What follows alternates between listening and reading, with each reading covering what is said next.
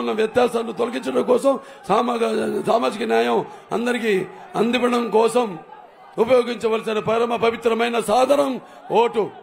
దాన్ని మీరు వెలబెట్టి కుదువబెట్టి మీ స్వార్థాలకు లేకపోతే మీ స్వప్రయోజనాలకు వినియోగించుకున్నారో అది మీ ఓటుని మీరు దుర్వినియోగపరిచినట్టు అవుతుంది. అలాగే మీ స్వాతంత్రాన్ని ప్రజాస్వామ్యాన్ని మీరే హత్య చేసినట్టు అవుతుంది.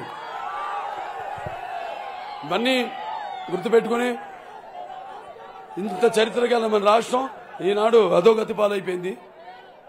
ఇవాళ మళ్ళీ ఆనాడు గౌతమ బుద్ధ శాతకర్ణి మన ఉనికిని ముందు కాపాడాడు, నిలబెట్టాడు.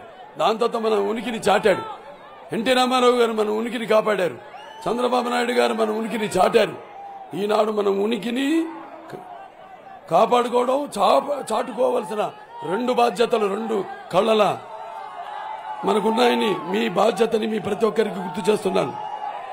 ఇవన్నీ దృష్టిలో ఉంచుకుని రేపు రానున్న ఎన్నికల్లో నేను చెప్పినట్టు మరి తెలుగుదేశం పార్టీ శాసనసభ సూలూరుపేట అభ్యర్థిని అయిన విజయశ్రీ గారిని, అలాగే మన బీజేపీ పార్టీ లోకసభ అభ్యర్థి అయిన వరప్రసాద్ గారిని కమలం గుర్తుకే మీ ఓటు వేసి, ఇటు సైకిల్ గుర్తుకి శాసనసభకి మీ ఓట్లు వేసి ప్రజాస్వామ్యాన్ని గెలిపించవలసిందిగా నాకున్న జ్ఞాన సంపదలో బ్రాహ్మణుని, ఐశ్వర్యాల, వైశ్యుని, మంచికి మాలని, మంచి చేతులు తిరిగే మాదిగని, కష్టాన్ని నమ్ముకున్న కమ్మరిని, కొమ్మరిని, కంసాన్ని, రజకుడిని, నాయ బ్రాహ్మణుని, కల్లుకిత కార్మికుడిని, కల్మలక్షణని, యాదవుని, ఆపదలాదుకునే వెలువని, వ్యక్తిత్వంలో రాజుని, అమ్మను మరిపించే కమ్మని, పౌరుషంలో రెడ్డిని, భుజబలలో కాపుని.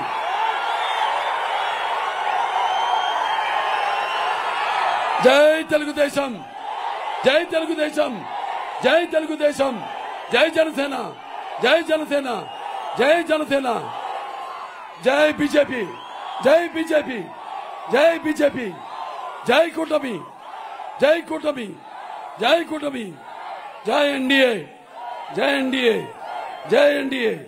सारे जहां से अच्छा हिंदुस्तान हमारा, हम बुलबुले हैं इसके, ये गुलसिता हमारा, मेरा भारत महान। जय हिंद।